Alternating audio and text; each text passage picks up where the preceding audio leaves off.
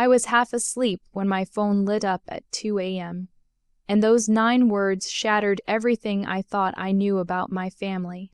I whispered to myself, rereading it with my heart in my throat, "Grab your sister and run. Don't trust your mother." I didn't think. I moved. Hoodie, sneakers, backpack instinct took over. Ivy was still sleeping when I covered her mouth and told her we had to leave, so I did. But what waited outside our window wasn't fear. It was proof that my father wasn't the only one awake. My name is Laundering, and if you had asked me yesterday whether my family was normal, I would have said yes without even thinking. We were the kind of quiet suburban household people drive past without remembering: white porch lights, trimmed hedges, a TV humming behind closed curtains. Nothing dramatic, nothing that screamed danger. My dad, Adrian, works as a consultant. He travels to Seattle so often that his suitcase basically lives in the hallway closet. He's steady, predictable, the kind of man who checks the locks every night and never texts after 10, unless it's to say he landed safely. I grew up trusting the calm tone of his voice more than anything. My mom, Marissa, is the opposite. Warm on the surface, quick to charm neighbors, always with a glass of wine in hand and some real estate story to brag about. People loved her. I used to love her too before the small cracks started showing, before I noticed that her phone was always face down. Her laptop always locked her smile a little too tight when Dad asked harmless questions. Then there's Ivy, my 12-year-old sister. Sweet book obsessed, wearing glasses too big for her small face. She's the kind of kid who still leaves notes on my pillow and believes adults always tell the truth. She's my person, the one I've been protecting since the minute she was born. Looking back, the signs were there. The nights Mom disappeared for work dinners that didn't match her stories. The arguments behind closed doors I pretended not to hear. The way Dad's shoulders started holding tension. He couldn't hide even when he tried to smile at us over breakfast. But at 17, you tell yourself families go through phases. You tell yourself you're imagining things. You tell yourself your own mother, would never be the kind of person you'd need to run from. The evening before everything collapsed, nothing felt unusual. Mom was downstairs watching some crime documentary, glass clinking every time she shifted on the couch. Ivy had fallen asleep before finishing her homework, her hair spilling across the pillow in a messy wave. I remember smoothing it back, thinking about my chemistry test the next morning, thinking about nothing urgent, nothing dangerous. And then 2:00 a.m., a buzz, a light, a message that didn't belong in my life. I didn't know it then, but the moment I read Dad's warning, the version of our family I'd been carrying around in my head died instantly. The house I'd always felt safe in suddenly felt like a stage set with shadows hiding behind every familiar object. Even the silence felt different, thicker, like it was trying to warn me too. When I crept out of my room, the floorboards moaned under my feet. Mom's glass clinked again downstairs. Ivy breathed softly behind her door. My heart pressed against my ribs like it was trying to break out. And in that fragile, trembling moment, one question swallowed every other thought in my mind. If Dad was telling the truth, what exactly was I still standing in the middle of? I must have read Dad's message 10 times, each word sinking heavier than the last. My father is not dramatic. He's not reckless. If he tells you to run, you run. But there was one line I couldn't swallow, no matter how hard I tried. Don't trust your mother. Those 4 words hit harder than the command to flee, harder than the fear creeping up my spine. I stood there in the dark hallway, gripping my phone so tight my fingers hurt. Downstairs, I heard the TV change scenes.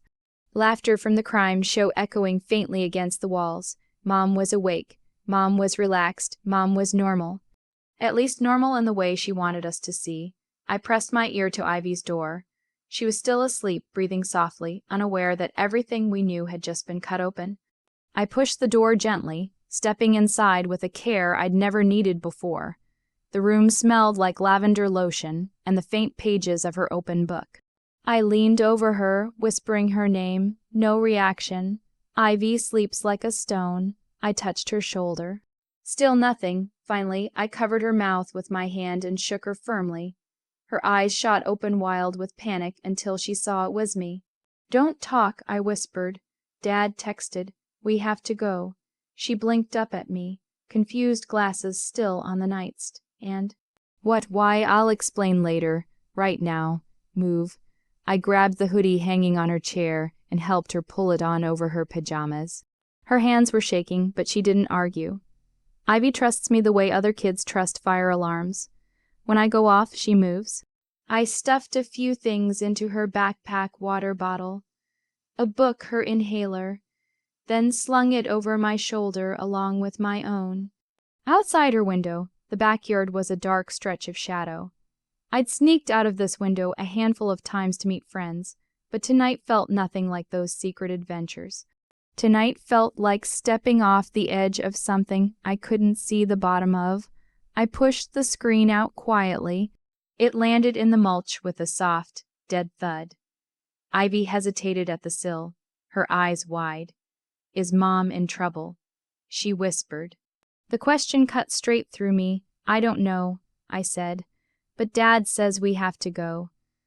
As I helped her lower herself toward the drop, a floorboard creaked behind us. A heavy one, not the kind that squeaks under your own shifting weight, the kind that reacts when someone is moving toward you. I froze, Ivy froze, then another creak closer. My throat tightened as I realized Mom wasn't on the couch anymore. She wasn't laughing at some crime show. She was moving slow and deliberate up the stairs. I didn't wait to see her face.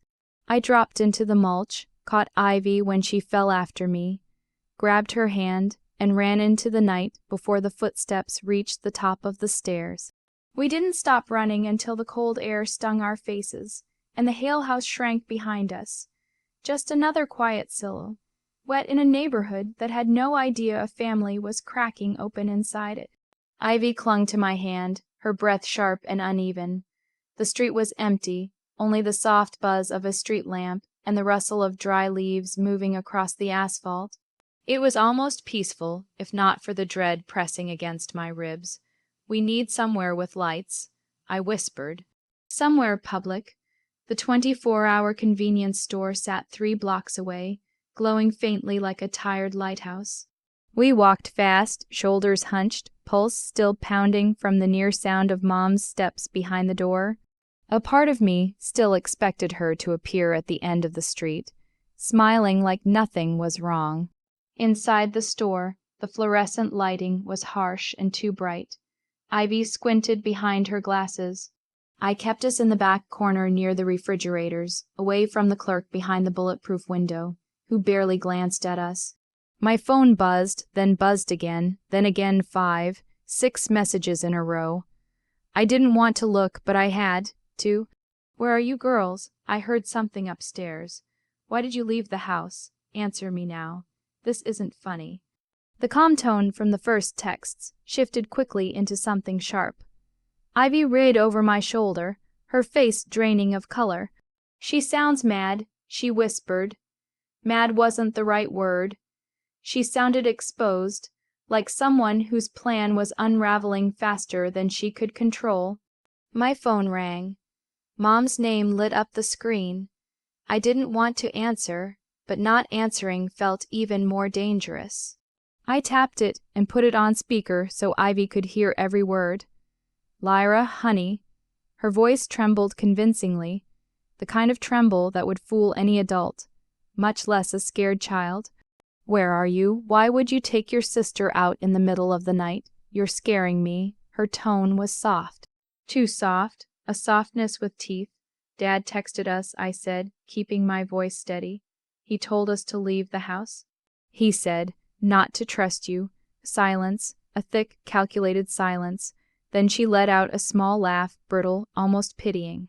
"Oh, sweetheart, your dad is not well. He's been paranoid for weeks. He's imagining things, telling the therapist wild stories. I didn't want to tell you girls, but he's not thinking clearly." Ivy looked at me uneasy. "But Dad, who remembered every school event, every grocery item, every lock on the house. "No, let me talk to him," I said. "When he tells us he's okay, we'll come home." Her tone cracked. The softness evaporated.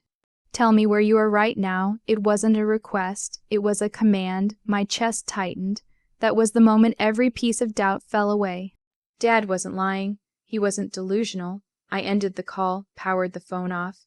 Ivy did the same without me asking. And in that tiny convenience store corner, with my heart pounding and my hands shaking, I felt something shift inside me. A line I couldn't uncross. I wasn't just running anymore. I was choosing a side. The store's heater rattled above us, blowing warm, stale air that did nothing to steady my shaking hands. Ivy leaned into me, her small shoulder pressed against mine. Both of us pretending we weren't watching every shadow outside the window. When my phone buzzed again, despite being turned off, I nearly dropped it. But it wasn't Mom.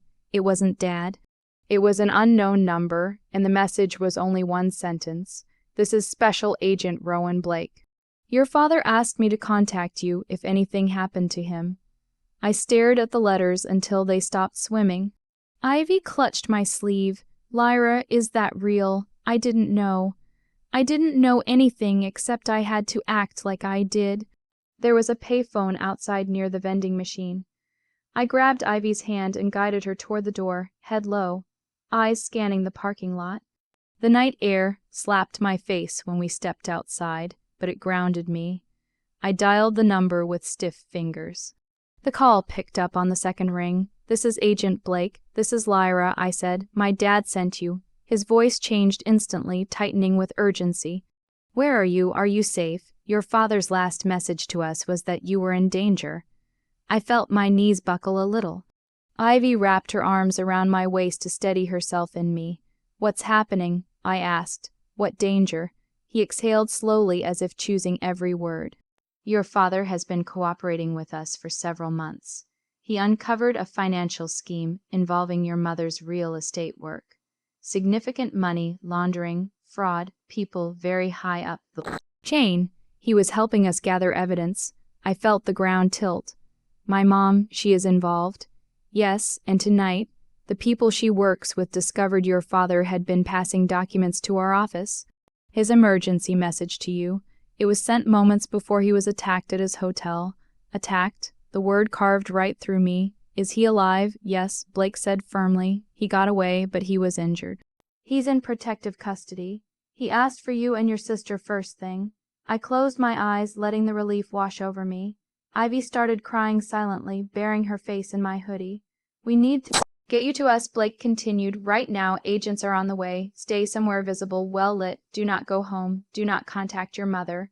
A cold ripple ran through me at his last sentence. I didn't need convincing.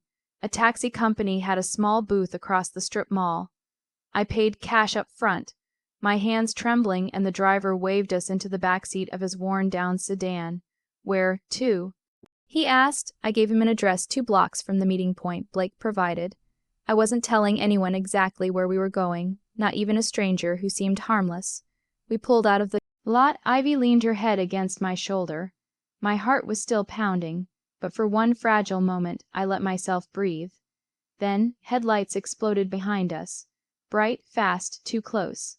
The driver swore, adjusting his mirror. What the hell? But I already knew the shape of the vehicle. The silver SUV, Mom's SUV. "She found us," I whispered.